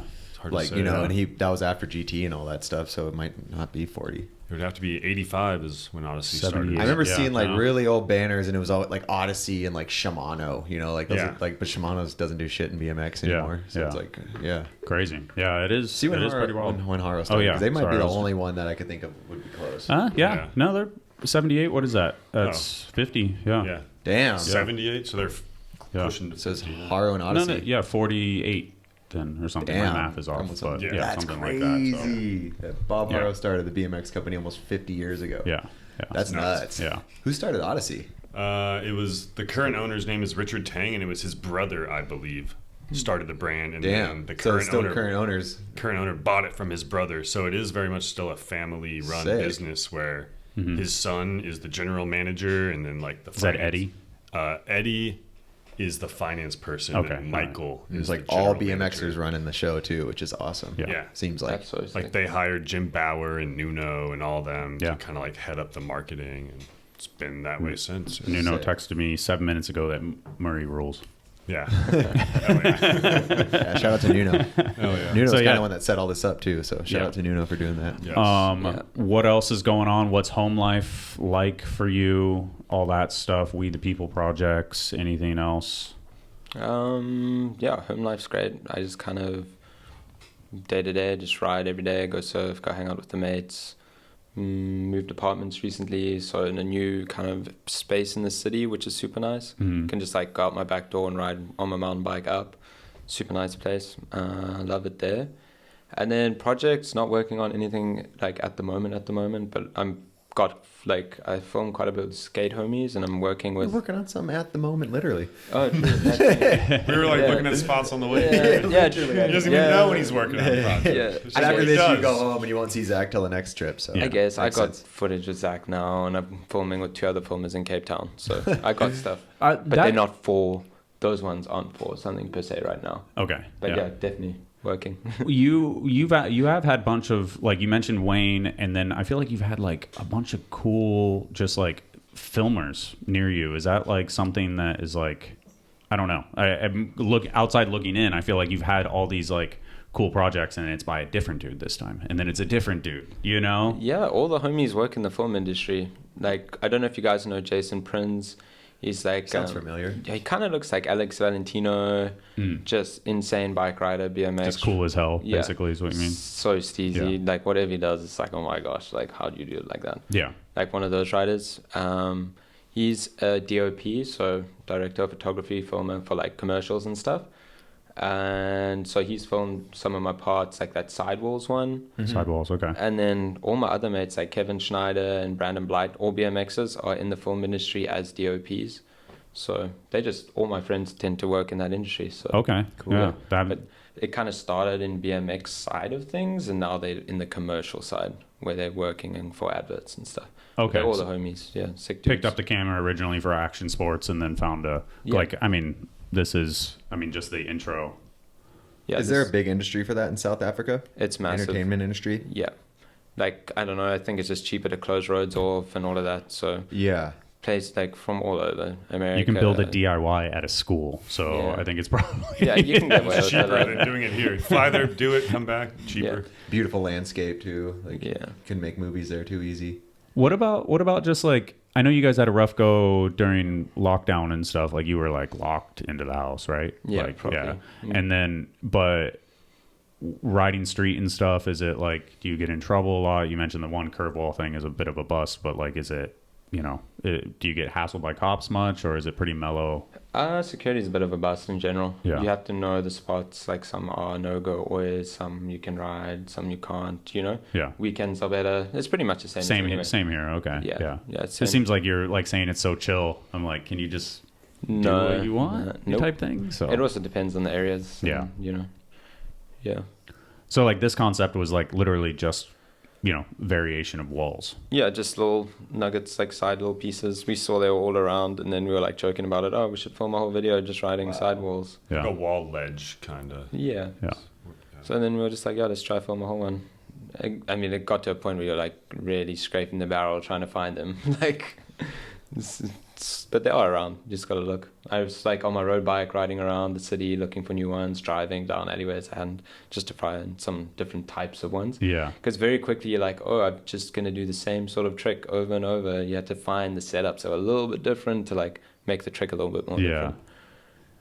I guess at the time I didn't even realize that it was like limited to the little side ledges. Like I was kind of just thought it was just walls Yeah, more every than clip has a anything else. side ledge. Yeah. Which is the hardest thing to ride. If like no one ever tries to ride them because Yeah. it sucks usually. Yeah. So it was fun. It was a cool project. It's amazing you filmed a whole video with just these obstacles. Yeah. It was actually the dude that I was filming with idea. It wasn't even my idea. He was like, you should film a whole video on this. I was like thinking, I was like, yeah, I could actually maybe. You do have a lot of them there. Yeah. Like so many different spots with them. Yeah. But you see them everywhere. They are everywhere. Maybe you just don't have. Yeah, I don't Yeah. notice I don't them think- like you do. There's usually something You see better to them ride. everywhere. he Yeah. sees them. Yeah. Yeah, I guess. Yeah, because I wouldn't. There you go. You found one way up there. Because I was like, that doesn't have one. Oh no, he's gonna go Yeah. high. Yeah, it was pretty fun. It made you try to think a bit differently. Fuck yeah. Yo. Yeah. Cool. Yeah. I always just think that you have had such like cool, well filmed, like beautifully put together video parts over the years. Even when like the ones that are like this, that are essentially, like I could tell you made it at home, and I'm like, oh, see, because of being a great bike rider and having a great filmer next to you is like kind of the key, especially to staying home. Like to doing it from South Africa, Dude, yeah. so, or anywhere. Yeah, I'm blessed to have amazingly talented friends. Yeah, seems that way. That's Yeah. crazy. Yeah. It is like a package where when the rider has a good homie filmer, it's Yeah. like that's what creates Yeah. that video. Dynamic Yes. duo. Absolutely. Yeah, this guy that filmed this, Jason, we filmed a video together once. I filmed him and he filmed me. It was called Out and About, I think it was. Mm-hmm. And it was cool because I'd never filmed before, and I filmed the whole part of a friend. It was so fun, like, and he kind of showed me the ropes because he was into it, and I was just like, Yeah. cool. But that was like kind of early days. Yeah. What's the dude Wayne? Is he still part of like? Yeah, he immigrated, so Yeah. he lives in Germany, but he's in Cape Town now for like a couple months, so he bounces back and forth. That's cool. Yeah. Yeah. He always had like really good photos. I remember his Instagram. It was like Wayne Can't or something was his Instagram. I think it's Can't. Wayne Raichi. Yeah. No, Maybe he back in the changed day, it. yeah. Could have changed it. Yeah. Yeah. No, he's been super amazing. I was at the Bottle Kid's house like a couple of days ago, and I was going through an old ride mag that I found on the coffee table from 2010, and there was this photo of him doing a fufunu. I was just like, what? And I just took a photo of it, sent it to him. I was like, dude, you're like this. Like, what? I didn't know this. Like, this is crazy. Yeah, it's pretty sweet. Yeah. Where does the name Mr. Moo come from? So when I was like a baby, my mom used to call me Mr. Moo. Yep. And when I first made my Instagram account, I made my account Mr. Moo, and I never changed it. So yeah, so my nickname my mom gave me. That's awesome. I love the alter ego Instagram names. Yeah. Like, I don't really know how to pronounce your last name. I know Mr. Moo. Yeah. It's easy enough. Yeah. Murray, Mr. Moo. Yeah, exactly. And now people know me by that. I'm like, sweet. That's cool. Yeah. I think that's how I recognized you in like Battle Hastings or something. I'm like, that's Mr. Moo. There he is. Yeah. Yeah, it's pretty funny. Like I do the same thing. It's like, you know, people by the Instagram name. It's like, what is their real name? Like, I don't know. Yeah. Anything else? Let me look at my little list that Greg gave me. Make sure I didn't miss anything. It's always. I was a dynamic. I feel like we're short right now. South Africa with like the European people who came there compared to like the native people, because I've never been there, but I've always heard that's kind of like a separation, or is everything kind of integrated nowadays? It's very segregated, like area to area. How does that work?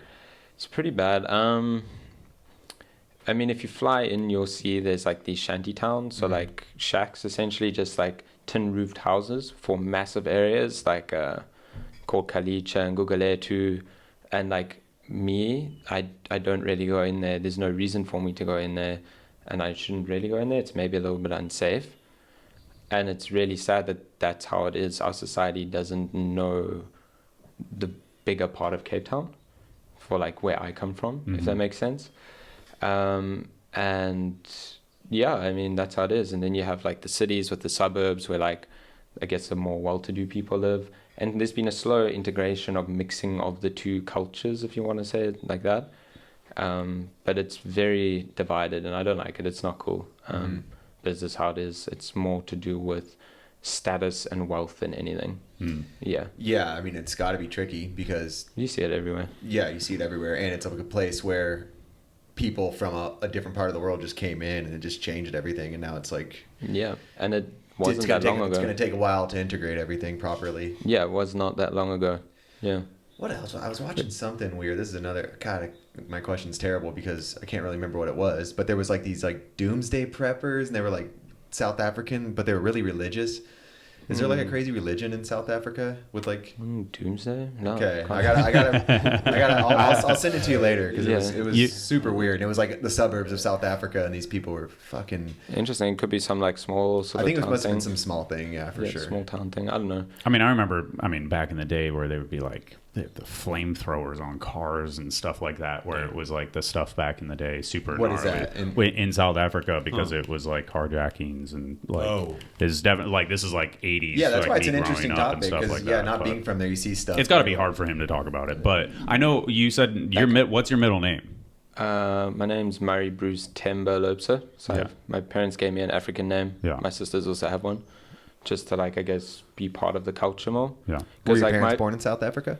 Yeah, both of them. Yeah, different cities. Grew up different. Like my dad's Afrikaans, my mom's English, and they were like very anti-apartheid. I grew up outside of that, so I don't really know how South Africa was in that period. Yeah. When the period when they were kids was probably really crazy. Super. Yeah. But it's funny because like it was censored and hidden for a lot of the part where people didn't even realize what was happening. But my parents, even the people there didn't realize what was happening. A lot of them just turn a blind eye. I feel like that happens all the time still. Like with all the things going on in this world. Yeah. Like a lot of people just don't look at it. You know what I mean? So it doesn't affect you. You can ignore it. Yeah, exactly. Even if you're living right there, which happens. So yeah, my parents were like in there, and then they were conscientious objectors. So they were against apartheid, that segregation, and they stood up. They went to things. My dad ended up working in the townships, those areas, and like doing community service and stuff. And then eventually it ended, and now the country's slowly getting back to being a better place, I guess. And it's because of that history that we have these visa like issues why I can't travel freely. It's because of the past history and everything, and because it's left such a terrible wake. Like there's so many people that don't have work. Our unemployment rate is like 50-something%. Really? Yeah, it's pretty bad. Oh wow. Yeah, it's so crazy because going back to the tourism video, I'm like, oh look how beautiful it is. And exactly. then, that's why I was like, you see that, but I also I hear other things too, and different podcasts and news and things. So it's like it's weird when you see like the beautiful side of it, but then you also see like travel shows where you're like, whoa, that's crazy too. Like it's like blind eye kind of thing. And this is definitely harkening back to the very very young days of me, but one of the first when we rode trails as like little kids starting to ride BMX, there was a kid that was South African, and man, I can't remember his name, but he was the first time that I ever heard somebody like openly speak racist. Jeez, yeah. And I was like freaked out by it. Like I didn't know it existed, but that's where he came from. Like he came from that thing, that world, and he had a different opinion about, Africans, and I was like, what the fuck? I remember being like mad, and it was like, this is also what, 94, 95, like, so it was just a different time period. But I remember that was like a visceral, I was like, fuck that dude, because it was, he grew up in a different culture, and I just didn't understand, not sympathizing in any sense, but like completely different reality that I didn't even get. Yeah, it's awesome your parents fought against it though. Like that's rad. You come from that. Yeah, I'm stoked about that. That's super cool. Yeah. And yeah, you'll definitely find like the smaller towns outside of Cape Town are more like that, where people like are in the old ways still or whatever. But I don't know, there's definitely like people are people, and I feel like everyone's getting along really well now. Yeah. It's just more like the wake of the financial shift of things that's still recovering. Right. Yeah. It's real. It is definitely real. You can't, being under that for a long time, you can't just be like, and it's good. Yeah. It Exactly. takes 100 years wealth. for it to, Exactly. So, But But, I wasn't going to talk about that, Dennis. It's good to talk about real shit. Questions I would ask him in the van, Fucking let the other people know. What else can we talk about? I don't know. That's a good question. yeah. You have So topics? are you going home after this? Is this the end of the trip? Yep. I leave tomorrow. Yep. How much footy is he sitting on? Good amount. Good amount. I got the most. Yeah, fingers crossed I did all right. Nice. That was fun. I had fun. Yeah. Sick. Can't wait to come back already. Stoked that this happened where we got to end it on this too, like Yeah, your trip true. on the podcast. Yeah, you like told me not too long ago, so I was like, yeah, sweet, that's so cool. Yeah. Hell yeah. Great timing. Yeah. You go to Vegas, you go to casinos. We didn't. We only did like a little slot, like just in one of the gas stations, like put some money in there. We were like, oh, we're gonna do it, and then at the end of the day, it's like, oh, it's so Smoked, tired. yeah. The best way to gamble is to stay away from it. It's so fun, Yeah. but it's so fucking Yeah. shitty when you lose. Yeah. You usually lose, Yeah, so it's true. usually shitty. Straight up. When Boyd you win, was, it's the coolest thing ever. But I feel like you always win the first time. It's almost, Right? I swear they have then you're some like, let's go do it again. identification. I They know. know, like, he hasn't been in here. I know. You would have won. The first Probably time I played Boyd. video roulette, I made so much, like $1,100 profit, and just Yeah. drank free margaritas, and I was like, it's the biggest, sickest thing ever. You drink for free and win money, and I took all my friends, and all of us just lost. Just never Like, again. terribly. And it was Yeah. like, no, sorry guys. I don't know how that worked the first time so well. I don't think I ever won. No. Never. I mean, Yeah, nothing crazy. In the end, I lost. No, even if I won once, I lost in the end. So, what do you want to talk about? You want to complain about anything? You want to complain about Zach's filming? Yeah. No, Lay it on me. I don't really have anything to complain about there at all. Is Scott good to go too? On the trip? Go. He was on the trip. Nice. Yeah. Okay. Yeah. Yeah. Dynamic duo. Yeah. Yeah. Shooting photos, helping to drive, assist with tripod duties and lights and stuff like that. Nice. Yeah. Yeah. Congrats, the Odyssey Pro thing. No, Oh, too. yeah, That's duh. like brand new Yeah. news. True. I thought you were on the Odyssey Pro team for a long time, and then I saw it, I was like, well, fuck yeah. Yeah. Yeah. Just because you've been killing it for so long with Yeah, them. I'm So stoked. well deserved. Thank you. Hell, Yes. appreciate it. Yeah. I was hyped to hear the news, knew I'd travel a bit more, which is what I'm super stoked about. Get out here again. No. Yes. Been wanting to, so it's always nice to have a reason. Yeah. Do you guys have any plans for the next moves, like the next film mission together for Odyssey? Not yet. Not yet. Yeah. What We're was literally the, on the trip right now, but just wondering. What was the reason for like bringing up 3 at the same time? Like, and It's just kind of timing, and a lot of them were overdue, in my opinion. I mean, we had riders that were AM on Odyssey, but they all were pro on their Yeah. other sponsors and riding at that level. Yeah. And a lot of times, timing is a big factor with people moving up in a team, and so the timing was right, and it just felt like, let's do this if we can now, because you never know what's going to happen next year. And so that was pretty much the thinking behind it. cool. Yeah. It's just like from the, I think we talked about on the news one where it was like Armageddon the month before, and then you guys you're like, fuck it, we're adding 3 people. You know, like it was like almost like a statement. January, like, in a sense, it's like, oh, lost his sponsor, GT's done, and then Odyssey's like, we just added 3 people to the squad. Let's go. Yes. We have a big crew of people and a lot of riders that are thriving, and so we have to like support the guys that are just running it up out there doing the most. The new generation, or the, you know, I mean, I guess in REA and Preston for sure, like the dudes that are like newer on the squad. You've obviously been a part of it for, you know, 8 years at this point. So I feel like Preston's been on similar time to me. Yeah, he's been on a long time as well. Yeah. Yeah. I feel like them two were overdue, and then Aryeh is a phenom where it's like he could just be the next dude that wins everything. Like, who knows where his future's going. Regardless, he's the next dude. Like, his talent and with how he rides and how he looks at things, like he's going to be one of the big dogs in no time. Absolutely. Insane rider. Fits the Odyssey aesthetic well, with just riding everything and thriving stylishly with no matter what he does. So stoked on moving those three guys up. That's super cool. Yeah.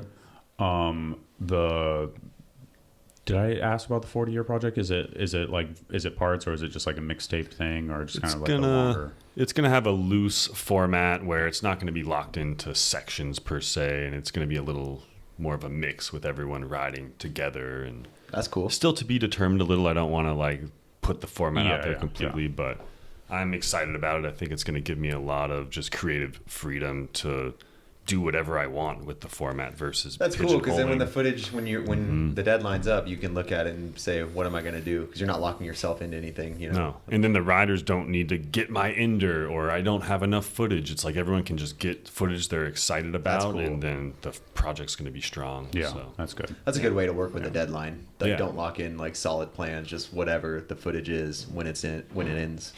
Let you get creative with it. Absolutely. And we have a little video coming out soon. It's going to be called Shuffle, and it's mostly all leftovers from this project. So, and it's all mixed together, so it'll kind of give you a sense of how the format might feel. Okay. When's that coming out? I thought that was coming out in like December. It was supposed to. Got delayed due to some different factors. Yeah, you got busy. I was like... And then like the art also was a factor, because there were some other things due. Sometimes there's like timelines, so then the art department has to focus on this first, so then the video art gets pushed back. Then I'm on a trip, so it just was a good thing though, because I remember when you said you were going to drop it, it seemed like 100 things dropped like within those 2 weeks. So it's like sometimes it's good to just space it out. Yeah, it was crazy. Remember, like after we met up, it was like everything dropped right before the new year. I guess people do that.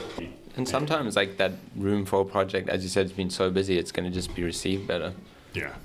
Well, now people are going to hear about it and be like, oh, yeah. And like we put out the Welcome to Pro thing, and then we had the promo for a tie-dye shirt thing, where we kind of do want to space these things out. And then I was on the trip, so now this project is... It's a good problem when the brand has so much coming out. You're like, we just wait. Pretty much. Keep you busy. Yeah. It's nice that it's a little short, but I mean, it's his story for the most part, and I'm trying to, we could like dive into more Red Bull projects or something like that, but like I mean, it's cool that you're just chilling and fucking I guess Greg, the one thing that Greg said is that you are pretty damn good at surfing as well. But there was I guess I started surfing similar time I started riding. And it was like a massive part of my life. Like I was surfing as much as I was riding for a long time. Just love it. Like my mates all surf and just get out there. Still love it. Isn't it like the craziest place with sharks there? I've heard that so many times from people. It is pretty crazy. I'm not trying to scare you, but you're used to just not worrying about sharks. Yeah, because I come from Gansbaai, so it's like where they do the shark cage diving. So that's like the town where they do that. See the sharks. Yeah, that's like that's my beach for surf. I've heard that about South Africa. Like people are scared to surf there. Yeah. I mean, I've been fine. I've seen him only twice while on the surfboard. But kayaking, I do a bit of kayaking too, just like ocean water kayaking. And like I've seen them, like they go down and they're huge, bro. The great whites, like the bronze. Dude, what are you talking about? Only twice? I felt my body. I'm not kidding. I've heard like how crazy it is. Yeah, because you get the bronzies and the raggies, and they're like just like, I don't know, like kind of like from there to here sort of length, like the length of a room or whatever. But the great whites, I kid you not, are like the width of a car. They oh my God. Huge. Like the first time I saw one, I was like, is that real? Like I couldn't believe how big it was. And after I saw it, I was on a boat. I was too scared to go surf. I was just like, I don't want to go surf. Yeah. This thing is huge. Like, But then like you just kind of try to forget about it. A lot of the waves we surf are in seaweed, like kelp, and it's like we know the sharks go in there, but you tell yourself, oh, they won't attack inside the kelp, so we just surf those waves or reef breaks and stuff. I noticed that on that footage of how much kelp there was in that clip in the last call to lockdown. Yeah. True. So like, yeah, I think a lot of it's just that, and then the other part is because Gansbaai was known that it's like the shark capital of the world. No one went there to surf, so we had these insane waves, and there's no one else out because no one wants to go surf there, and everybody else wants to live. Yeah, so like honestly, it was chill. Like, but no there's problems, no attacks, nothing. No, like but that's like it. But it's raising your odds. So if there's less surfers and the shark's gonna bite somebody, better odds for you to get bitten. True. Yeah, but they're not biting people. They're not biting people. So there's a big poaching problem for abalone. I don't know if you know abalone. It's abalone is here. Yeah, like the shell. Yeah. Yeah. And then they would it's illegal. They would get it all out, and then they would export that to China because it's like a delicacy sought after sort of thing. Mm-hmm. So a lot of poaching going on still to this day. And they would sometimes get chowed by sharks, but they're swimming deep down, beyond the reefs and whatnot, so they're more likely to. In terms of surfers, in Gansbaai, I literally think there's been one attack in Gansbaai, one. Yeah. But towards Cape Town, there's been more, but there's more surfers there, I guess. Yeah. But yeah, I don't know, it's chilling, sharks. That's here, the only person who's ever been killed by a shark in San Diego was someone swimming way out. Other people have just been bit a little bit. Yeah. No killed in the whole history of San Diego besides someone surfing way off the coast. Yeah. Or swimming, sorry. Yeah, I think it's the same. Just scary, but yeah, they don't seem to really bite people. Yeah, I tell you though, being by yourself is something else. And so some waves you surf and then you're sitting out backline and then your homie's caught a wave and you're sitting out there alone, you're twiddling your thumbs, you're just try not to look down. Yeah. Prefer not to see it coming. Yeah. But you get used to it. The best way to deal with that is just not think about it. Yeah. Turn your brain off. It's weird they don't eat people. Why not? It's so much easier to eat a person than a seal or something that's fast in the water. They could just be eaten all day. They really must not like people, or it'd be too easy. Surfers just sit out where the sharks are all day. Yeah, I don't know. You always hear they take a bite and then they don't eat the rest. I wonder if it was to do with the wetsuits. I don't know. Maybe they don't like a wetsuit, but maybe it's just the flesh that they don't like. Yeah. So if they don't like the taste and they just keep going. Yeah. I think you were saying that this week. Yeah. They would just come taste or come bump and then just be like, yeah, no. I guess it would. I feel like that's why the amount of fat in a seal and all that stuff probably does taste way. That's probably why they do bite sometimes, because they think you're a seal. You look just like one, Yeah, from the bottom with the wetsuit. Yeah. Were you ever sponsored as a server? No, definitely not that good. Yeah. Would have been cool though. Is that culture there? Where there's a big surf industry? Massive. Cape Town especially. Yeah. Where that small town I was from now. Yeah. But Cape Town's got a lot of really good surfers. When you say small town, how many people are there? When I was there, I feel 10,000. So that's small. Yeah. Yeah. It's definitely grown. It's way bigger now. Yeah. Yeah. Crazy. Yeah. And it's like a vacation destination, so sometimes it'd be 5. Well, I think that was counting outside of vacation. Oh, okay. So locals. Yeah. All right. And then holiday, which is basically December, April, it would fill up. December more so. And then everyone leaves. So it's for Christmas months, basically. Yeah. Crazy. Yeah. So then as a young kid, you just, for the riding, I wasn't too young, but to see people, a whole lot of people, I was like, wow, this is cool, Forget about the bike and just hang out with people. Yeah. That's funny. Yeah. It was really cool coming from there. I think my outlook on life changed a lot. I just got way more immersed in nature and surfing and that sort of stuff. And honestly, if I lived in Cape Town, I never would have ridden BMX. I was really into other sports. I played cricket, I played hockey, just conventional sports. Mm-hmm. And then because I moved there, I was just I tried to play rugby. That's the Afrikaans culture is rugby based. It's football, it's different. But yeah, and I was just this is not for me. And then I found these sports where you do stuff alone. I was this is so much better. And I loved it so much more. Because it's more expressive of yourself. You're not just following a guideline of rules. I've always loved that about bike riding. You can just do with it what you want, and you can go out and explore and see things and cheer your friend on and try something different, and no one's just telling you this is how you have to do it. Yeah. Which I really enjoyed. Yeah. And nobody's really competing either. No. At least especially in the filming aspect of it, you're just trying to push your friend to do something sick. Yeah. Motivate you to do something sick. Yeah. it's like this trip, like again, like just seeing Boyd ride just makes me that much more stoked to do something. He does something, he's like, I'm just like, oh, what? That's crazy. Like, I want to do something now. Like, it's really cool. I love it. Yeah. Rad. And like everyone's like cheering each other on, and then makes you believe in yourself more. Super sick. Yeah. Yeah. Self-motivated man right here. I love it. I love the story. Thanks. Well, I mean, we can cut it there. Yeah, I mean, it's it's a little bit shorter, but I always Who feel like cares? it's So when good. a younger rider, you're in the middle of it. Like I mean, it was awesome to get to know you. Like I feel like we've been in the same room like 40 feet apart from each other a lot of the time, so never really gotten to hang out. And Just I a don't know. story about how Yeah. far you've come just from riding the driveway spots in your little dirt Dude, that trips, is man. It's amazing. so beautiful. Yeah. And just being motivated by yourself to now you're coming all over the world riding your bike Yeah, it's pretty surreal being here. Like, and getting to live in the place you love still. Like, that's awesome. Yeah, no, I love it. That is cool. I don't think I'll move back to that question. I don't think I'll move. I think I'll stay in South Africa. But I'm not saying I won't, because I might. Yeah, and it feels crazy as you're saying like that. I know you guys already, like being on these trips and stuff. It's like, oh, I know you guys. We're all homies. Yeah. In reality, is I hadn't met you guys before. So That's crazy. Yeah.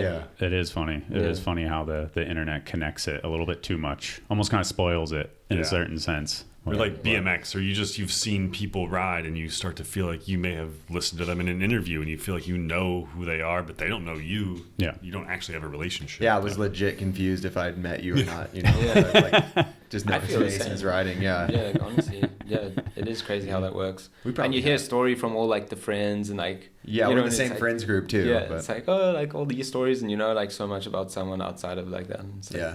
no, I'm excited to get in the van and hit some spots with you though, Yeah, dude. soon, Hell bro. yeah. Stoked. Cool. Yeah. So yeah. Thank you for coming, Murray. Yeah, thank you so looking much. Looking forward to the stuff for the 40-year video and Yes. everything to come and everything you got going on. And thanks for bringing him down, Zach. I know it's course. a little Yeah. bit of a drive through the rain, but It was all right. It's appreciate chill. worth it, man. Thank you. Absolutely. Yeah, thanks for Let me having get, me. let me yeah, get Murray, that man. shirt. Sure, Let me dude. get that shirt. Not this Thank one. you, Dales. Thank you, Source. Thank you, Murray. Thank you, Yeah. Zach. Of course. Thank you guys. Yeah. Yeah, please. Congrats on 40 years. 40 years. Yeah. That is crazy. It's really awesome. Sure you guys Oh, yeah.